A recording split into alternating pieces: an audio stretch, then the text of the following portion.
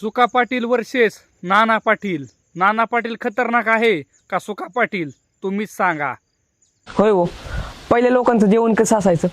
काय आतापर्यंत कुठल्याच नवरा बायकोची 36 गुन्हा जुळली नाहीत, पण हा पाकड्या 36 भाकऱ्या खायचा. 36 भाकऱ्या? हा 36 भाकर, 1000 काढब्याची पिंडी बांधायचो. पाणी कधीच पित नव्हतो, फक्त दूधच. फक्त दूधच? हा दूधच, 4-5 लिटर दूध पाजायचं. पण होय एवढं कसं काय खायचा?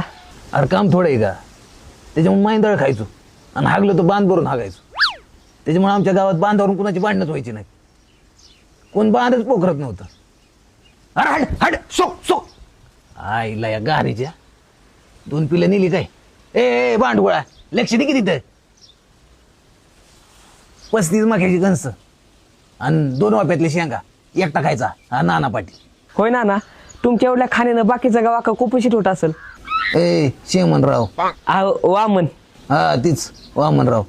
अरे माझ्या पोटाला लागते तेवढं खायचो, काम तेवढं होतं ना. अरे 1 मूठ मारायचो आणि अख्ख्या विहिरीतलं पाणी हलवायचो. काय?